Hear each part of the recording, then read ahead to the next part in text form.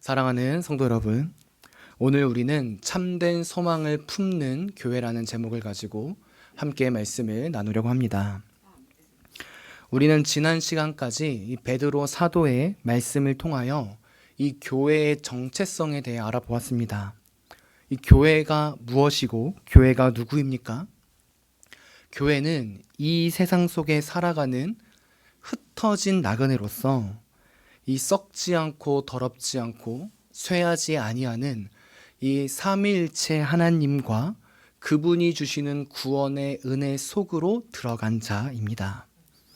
세상이 볼 때는 이방인처럼 보이고 나그네처럼 별 볼 일 없는 것처럼 보여도 교회 속에는 가장 존귀한 보물인 하나님 아버지, 우리 주 예수 그리스도, 그리고 성령 하나님이 계시고 그 삼위일체 하나님이 우리에게 허락하신 이 구원이 빛나고 있다는 것입니다.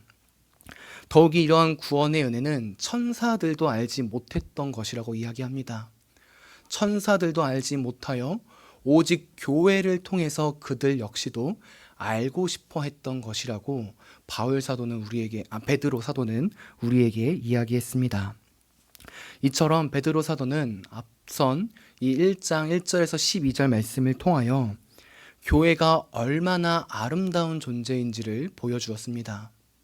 이 교회란 하나님의 영광에 잇대어 그 영광스러운 존재임을 아주 찬란하게 비춰주신 것이죠. 그러면 이제 베드로는 무엇을 이야기할까요? 이 교회의 본질의 영광의 찬란함을 설명한 베드로는 오늘 본문에서 잠시 숨을 고릅니다. 이 교회의 영광, 이 교회의 영광의 무거움, 이 찬란함의 무거움을 쉼없이 이야기했던 베드로가 이제는 잠시 숨을 고르며 그 교회가 어떻게 살아가야 할지를 오늘 본문 말씀을 통해 알려주는 것입니다. 즉 영광의 존재가 이 세상에서 이제 살아갈 터인데 너희는 어떻게 살아갈 것이냐를 보여주고 있는 것이지요. 원하기는 오늘 본문을 통해 먼저는 우리 교회가 얼마나 아름다운 존재인지를 다시 한번 깨닫는 시간이 되기를 바랍니다. 그 다음으로는 이 영광스러운 교회가 어느 길로 걸어가야 할지, 어떻게 나아가야 할지를 오늘 본문 말씀을 통해 확인하는 귀한 소망의 시간이 되기를 바랍니다. 그리고 이러한 은혜의 말씀을 통하여 건축을 앞둔 우리 교회가 하나님 말씀에 근거하여 걸어가길 소망합니다. 본문을 보도록 하겠습니다. 이 13절을 보면 가장 먼저 베드로 사도는 그러므로라고 이야기합니다. 이 앞서 말했듯이 교회의 찬란함을 설명한 베드로가 이제는 찬란함을 잠시 내려다 두고 내가 너희에게 걸어갈 길을 이야기하겠다라고 말하기 위하여 이 접속사를 쓰고 있는 것입니다. 그러면 구원으로 인하여 영광스럽고 찬란한 교회는 어떤 길을 걸어갈까요? 오늘 이 첫 번째 본문이 13절과 이 마지막 절 본문이 21절을 보면은 우리가 그 사실을 확인할 수 있는데요. 이 13절과 21절에 중복되는 단어가 있습니다. 개역개정 성경에서는 정확하게 명시는 되어 있지 않는데 원어로 보면은 정말로 같은 단어가 하나가 있는데 바로 이 소망이라는 뜻을 가진 엘피스라는 단어입니다. 그리고 이 단어가 13절에서는 바랄지어다라고 나타나 있고 21절에서는 소망 그 자체로 보여지고 있습니다. 즉 베드로 사도는 이 영광스러운 존재인 교회를 향해 너희가 이제 걸어가야 한다. 세상 속에서 힘차게 살아가야 라고 말하면서 그 시작과 끝을 소망에 두고 있는 것입니다. 근데 이 모습 이상하지 않습니까? 우리는 대부분 이 실제적인 삶에 대해 이야기를 한다고 하면 행동과 행위에 초점을 맞춥니다. 실제적으로 무엇을 해야 합니다 라고 누군가가 이야기하면 우리는 그 사람의 행동이 어떠한지 그 사람의 모습이 어떠한지를 살펴보는 것이지요. 그런데 이상하게도 오늘 베드로 사도는 너희가 이제 걸어가야 한다, 길을 가야 한다, 실제적인 모습을 드러내야 한다라고 말했음에도 불구하고 그 행동과 행위를 먼저 이야기하기보다 바라봐야 할 것, 소망에 대해 지금 이야기하고 있는 것입니다. 우리의 생각과 사고의 초점의 변화를 먼저 두고 그 이후에 14절부터 행함에 관한 이야기를 하고 있는 것이지요. 그리고 그 사실이 이 13절을 볼 때 더 두드러지게 나타나는데요. 제가 한번 읽어보겠습니다. 그러므로 너희 마음에 허리를 동이고 근신하여 예수 그리스도께서 나타나실 때에 너희에게 가져다 주실 은혜를 온전히 바랄지어다. 소망해라. 아멘. 사도는 지금 그러므로라고 말한 이후에 허리를 동이며 근신하라 라고 말합니다. 근데 그 앞에 어떤 단어가 있습니까? 바로 마음이라는 단어가 있습니다.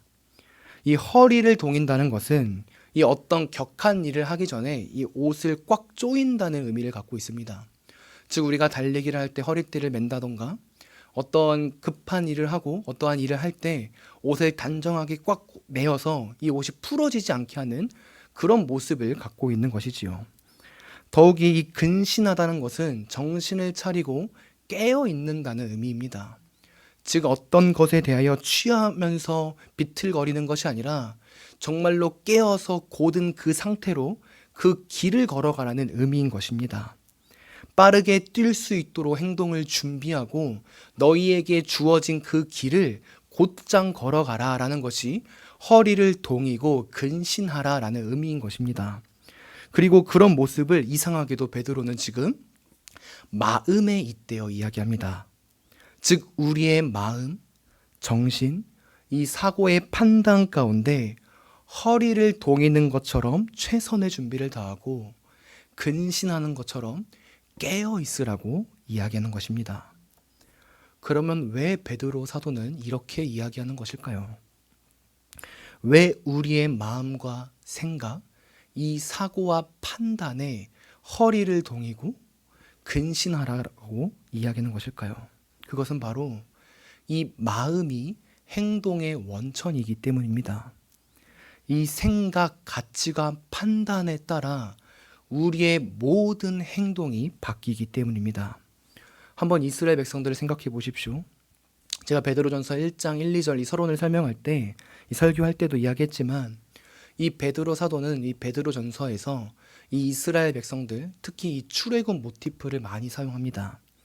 특히 오늘 이 허리를 동인다는 표현도 이 출애굽기 말씀을 보면 6월절에 관하여 이야기할 때 그들이 이제 홍해 앞으로 나아갈 때 허리를 동이라라는 것을 나타나게 있는데요. 그만큼 베드로 사도는 이 출애굽 이스라엘 백성들을 많이 사용하면서 오늘 베드로 전서를 이야기합니다. 그렇다면 이 출애굽한 이스라엘 백성들을 한번 생각해 보십시오. 그들의 모습을 자세히 보면 이 마음을 뺏겨서 결국에 여호와 하나님을 버리는 일들이 정말 많이 나타납니다. 보십시오. 그들은 애굽에서 출애굽하는 은혜를 경험했습니다. 더욱이 하나님께서 홍해를 건너게 하시는 구원의 은혜도 경험하게 되었고 경험할 것입니다. 그리고 하나님께서는 그 가나안 땅에 가면 모든 것을 헤렘해라, 진멸하라고 이야기하십니다. 나아가 그들과 언약도 맺지 말고 결혼도 하지 말 것을 이야기합니다. 그리고 그 말씀이 신명기 7장 1절에서 4절에서 나타나는데요. 왜 이런 말씀을 하십니까? 이유는 하나입니다. 그 이스라엘 백성들이 가나안 족속으로 들어가 그들의 모습을 보고 마음을 뺏겨서 여호와 하나님을 버릴까? 하나님께서는 그런 일들이 나타나지 않게 하기 위하여 그들에게 먼저 명령하시는 것입니다. 신명기 7장 1절 4절에서 이렇게 이야기합니다. 제가 읽겠습니다. 내 하나님 여호와께서 너를 인도하사 내가 가서 차지할 땅으로 들어가고 내 앞에서 여러 민족 헷 족속과 기르가스 족속과 아모리 족속과 가나안 족속과 브리스 족속과 히위 족속과 여부스 족속 곧 너보다 많고 힘이 센 7 족속을 쫓아내실 때에 내 하나님 여호와께서 그들을 내게 넘겨 내게 치게 하시니 그때 너는 그들을 진멸할 것이라. 그들과 어떤 언약도 하지 말 것이라. 그들을 불쌍히 여기지도 말고 그들과 혼인도 하지 말지니 내 딸을 그들의 아들에게도 주지 말 것이요 그들의 딸도 내 며느리로 삼지 말 것은 그가 내 아들을 유혹하여 마음을 뺏기게 하여 그가 여호와를 떠나고 다른 신들을 섬기게 하므로 여호와께서 너희에게 진노하사 갑자기 너희를 멸하실 것임이니라. 아멘. 모세가 어떤 말을 하고 있습니까? 이 세상을 따르지 말라는 것입니다. 그것의 마음을 뺏기지 말라는 것입니다. 그리고 그 마음을 뺏기지 않기 위하여 헤렘해라. 모든 것을 다 진멸해라. 라고 말씀하고 계신 것입니다. 그런데 이스라엘 백성들이 어떻게 합니까? 가나안 땅을 전부 다 정복하지 않습니다. 그 완전히 정복되는 때가 바로 다윗 시대에 일어나죠. 그 전에는 정복하지 못하고 결국에는 가나안 풍습에 따라 그 모습을 바라보며 가나안 여인들을 사랑하고 가나안 신들을 사랑하게 됩니다. 그들에게 마음을 뺏기고 그들과 동화되어 가는 것이지요. 그리고 그들이 마음이 뺏기고 동화되자 어떤 일이 벌어집니까? 사사기 시대를 보면 그들이 하나님을 떠납니다. 하나님이 없는 것처럼 행합니다. 왕이신 하나님이 계셨음에도 불구하고 그들은 사사기 말씀 속에서 그 하나님을 버리며 자신의 소견대로 행하는 삶을 보여줍니다. 마음이 뺏기자, 이 가치관 판단이 사라지자 그들은 하나님을 버리는 길로 나아가게 된 것입니다. 그리고 이러한 모습은 우리의 삶에서도 동일하게 나타납니다. 아니, 우리도 더 심하기도 합니다. 현재 교회들의 모습을 한번 보십시오. 어떠합니까? 마음이 많이 아프지만 실제적으로 교회를 보면 정말 많은 교회가 세상에 물들어 있는 것을 확인할 수 있습니다. 그 말은 곧 여기 있는 저부터 그리스도의 몸이자 참된 교회인 우리도 이 세상의 가치를 따라 살아갈 때가 정말 많다는 것입니다. 그리하여 구원은 받았지만 생각과 사고는 아직도 세상의 가치관에 쫓아 살아가는 자가 되어버린 것입니다. 세상을 사랑하고요. 세상을 쫓아갑니다. 세상의 가치대로 돈이 좋고 명예가 좋고 세상의 사고가 아직도 내 마음 가운데 주인이 되어버린 것입니다. 그래서 계속해서 세상에게 우리의 마음을 뺏깁니다. 구원은 받았지만 아직도 세상적인 것입니다. 그러다 보니 우리의 삶이 실제적으로 바뀌지 않게 되어버린 것입니다. 사랑하는 성도 여러분, 이것은 정말 큰 문제입니다. 교회인 우리는 구원받았다고 해서 끝나는 존재가 아닙니다. 구원받은 후에 그 구원받은 삶의 모습대로 세상의 마음에 뺏기지 않고 열매를 맺으며 살아가야 합니다. 우리의 마음을 뺏겨서는 안 되는 것입니다. 오히려 본문 13절의 말씀처럼 우리의 마음을 오직 너희에게 가져다 주실 은혜에 초점을 맞추어야 합니다. 세상에 마음을 두는 것이 아니라 우리를 창조하신 하나님, 우리의 주인 되신 하나님, 그리하여서 이 세상에 다시 오셔서 구원의 완성이라는 놀라운 은혜를 허락하실 그분께 초점을 두며 살아가는 것, 그것이 성도이자 교회인 우리가 나타내야 되고 걸어가야 될 소망의 모습인 것입니다. 이 사실을 잊지 마십시오. 우리가 마음에 품어야 할 것은 세상이 아니라 다시 오실 예수 그리스도, 그분이 주시는 구원의 은혜입니다. 세상의 것이 은혜인 것처럼 보이는 지금 이 시대 속에서 우리는 세상의 것이 은혜가 아니라 오직 삼위일체 하나님께로 나아가는 것이 은혜임을 고백하는 자가 되어야 하는 것입니다. 그렇다면 실제적으로 우리 주님이 주시는 이 은혜, 이 완성된 구원의 은혜를 바라보며 이 소망의 삶을 살아가는 그 실제적인 삶은 무엇일까요?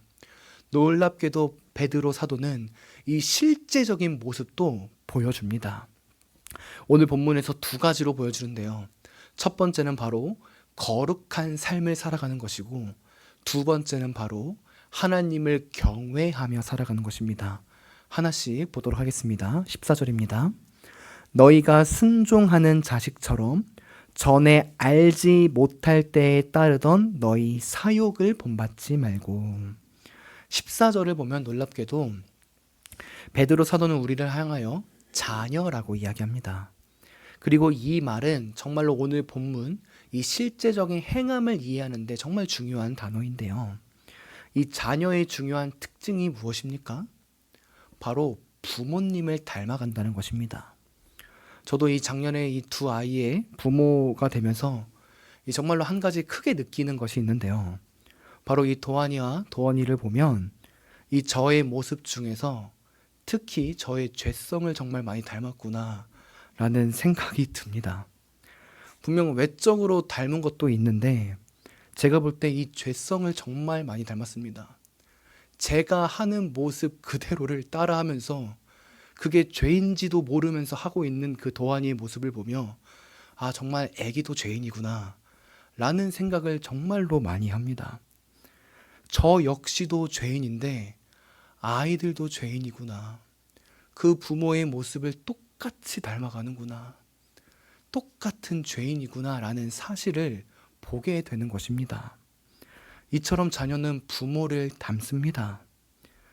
그게 자녀의 특징입니다. 그런데 지금 베드로 사도는 놀랍게도 우리를 향해 자녀인데 우리를 보고 하나님의 자녀라고 말합니다. 당연한 거 아닙니까? 베드로서 1장에서 이야기하고 있듯이 우리는 삼위일체 하나님을 통해 구원의 은혜를 통해 자녀가 된 자들입니다. 성부 하나님께서 우리를 계획하셨고 성자 하나님께서 우리의 구원을 위해 죽으시고 부활하시고 속죄 사역을 감당하시고 성령 하나님께서 그 구원의 은혜를 우리에게 적용해 주심으로써 우리가 하나님 아버지를 아버지라고 부를 수 있게 되는 자녀가 된 것입니다. 그렇다면 우리는 어떻게 살아가야 합니까? 이 14절의 후반절 말씀처럼 알지 못할 때에 따르던 너희 사역을 본받지 않는 삶을 살아가야 합니다. 즉 본질상 진노의 자녀였을 때처럼 살아가는 것이 아니라 사탄이 아비였을 때처럼 살아가는 것이 아니라 그때 살아갔던 모든 모습을 버리고 하나님 아버지를 따라 살아가야 하는 것입니다. 그리고 그 모습이 하나님 아버지의 모습이 15절과 16절에 나타납니다. 우리 하나님 아버지가 어떤 분이십니까? 거룩하신 분이십니다.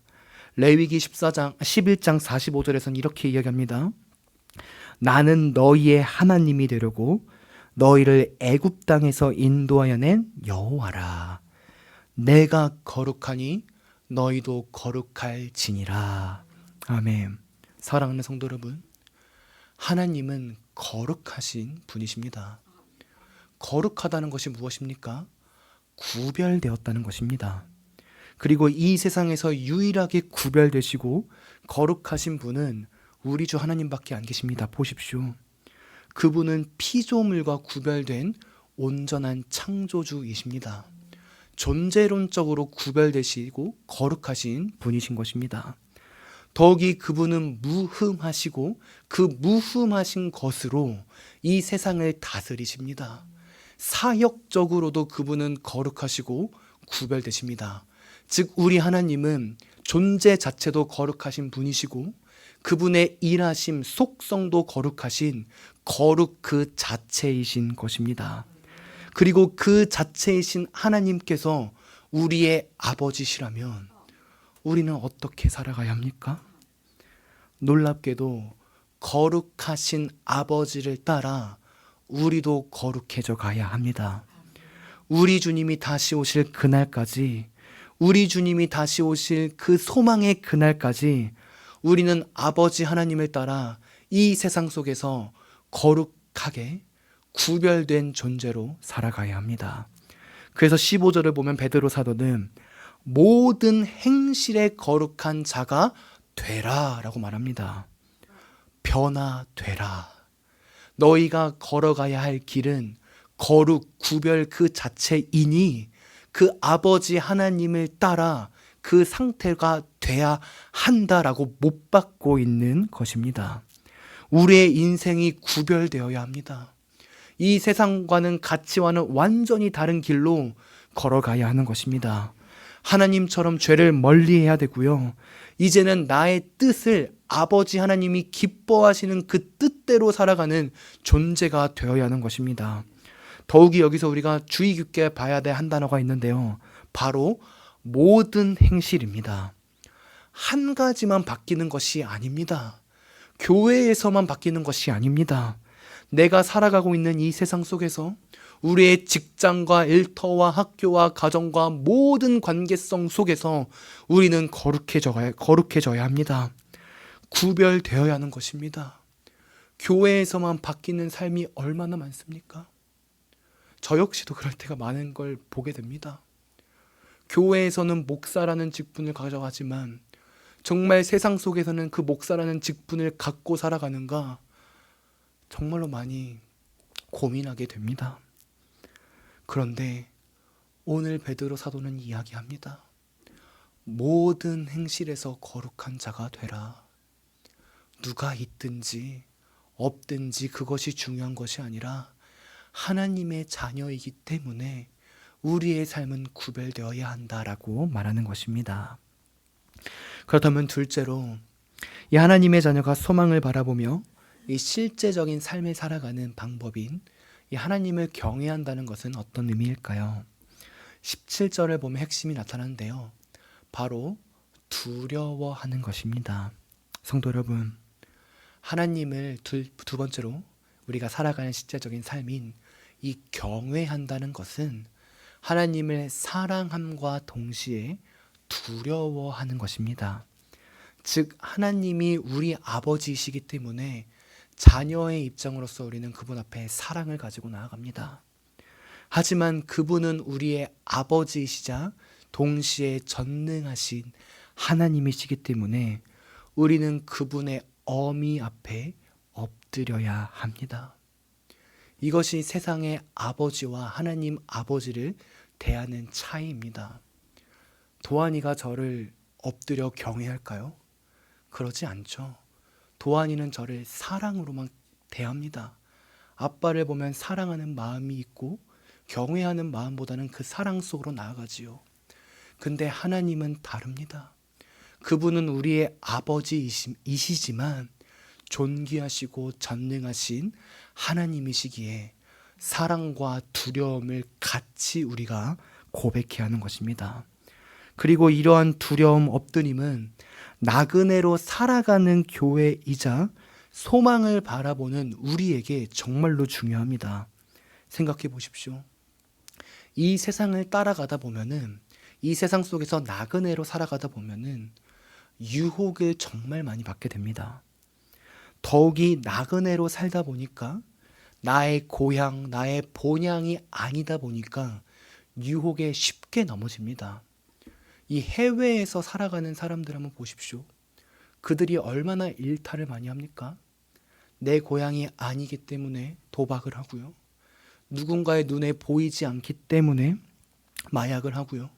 성에 대한 문제가 정말로 많이 나타납니다. 해외라서 보는 눈이 없다고 생각하기 때문입니다.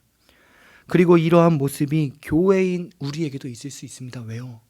우리도 나그네이기 때문입니다. 그런데 오늘 베드로 사도는 이렇게 이야기합니다.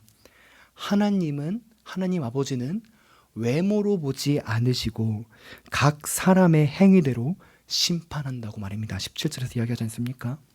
무슨 말입니까?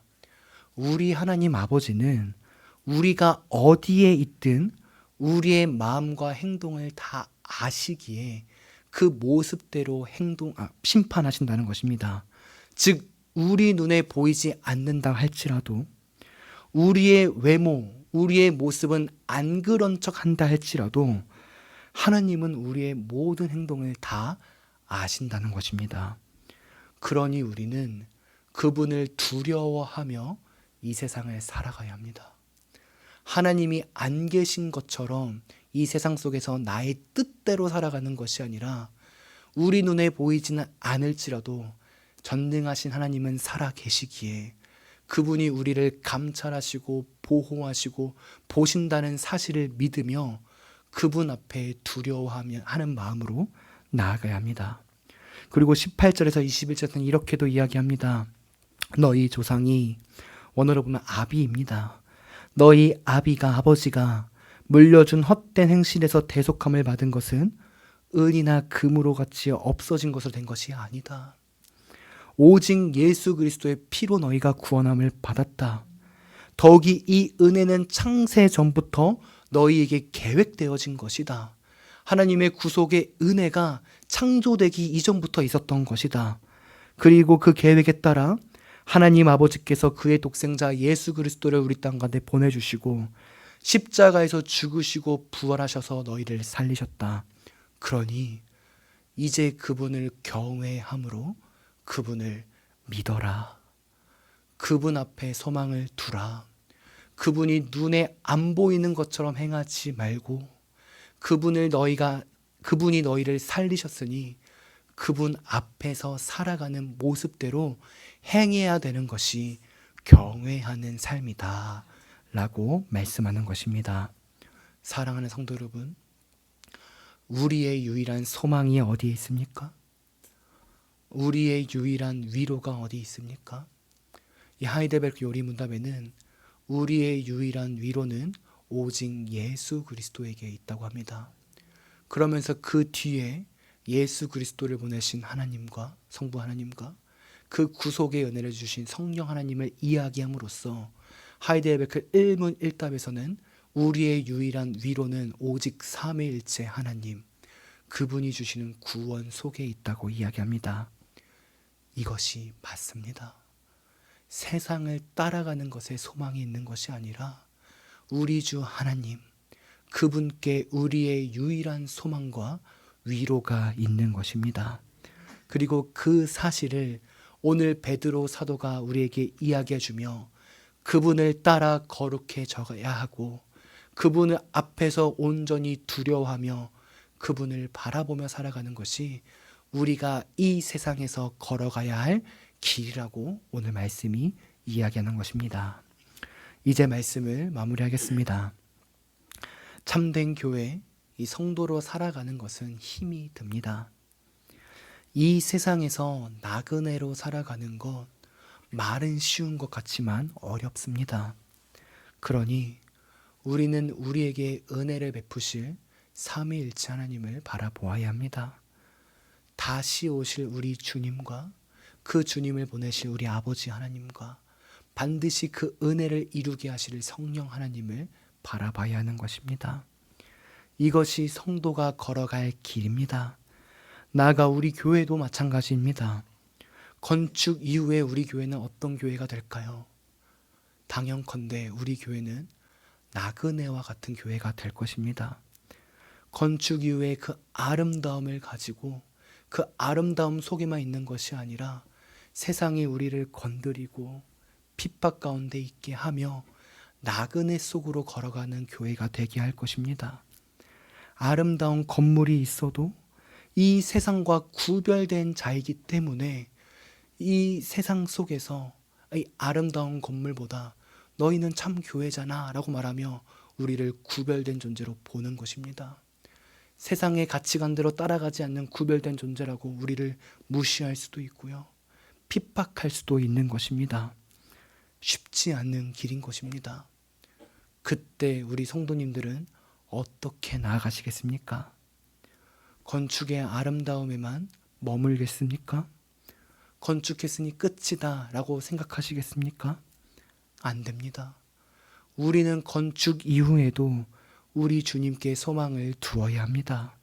건축 이후에도 더 아름답게 우리 교회 자체 참된 성전이자 교회인 우리가 거룩해져 가야 하고요. 하나님을 경외하는 삶을 살아가야 합니다. 하나님을 온전히 바라보고 그분이 우리의 유일한 위로이자 소망임을 믿으며 나아가야 합니다. 그러면 우리 주님이 다시 오실 그날, 놀랍게도 우리 주님은 우리 교회를 향하여 가장 귀하고 아름다운 보물인 구원의 은혜를 우리에게 주시면서 정말 잘했다. 너가 참 교회로 살아갔구나. 영은 교회는 이 세상 가운데 참된 빛이자 소망을 드러냈구나 라고 칭찬받게 될 것입니다. 그런 교회가 우리 교회가 되기를 소망합니다. 그 놀라운 은혜를 갖는 교회가 되기 위하여 지금 이 시간부터 우리가 기도해야 합니다. 함께 기도하겠습니다.